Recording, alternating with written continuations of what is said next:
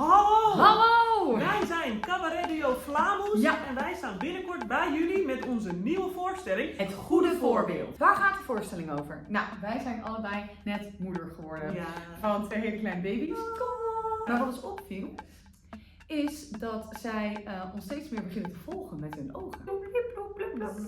En toen dachten wij, wacht eens even, kinderen kopiëren. Ja, zij denken dat dit normaal is wat zij zien. Mm. Mama is altijd bang, dit is normaal. Dit is normaal. Mama helpt zoveel. Dit is normaal. Mama zegt de buurvrouw nooit gedag, dit is normaal. Mama eet al haar angsten voor een 3e wereldoorlog weg. Dat is trouwens best normaal. Ja, dat vind ik ook normaal. Mama troost zichzelf met ChatGPT. Dat is normaal. Mama is weer niet naar een protest gegaan terwijl er genoeg reden voor is en ze kon gewoon. En nou, Kees, bij ons de vraag van, joh, hoe willen wij er eigenlijk uitzien door deze nieuwe ogen? Want het is nu geen fraai beeld.